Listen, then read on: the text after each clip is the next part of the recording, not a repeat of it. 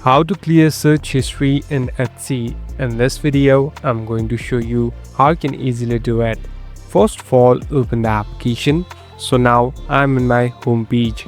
Basically, this is the place where you can find different products and even browse through them. Here on the right bottom, tap on favorites. So this is the place where all the favorites are located.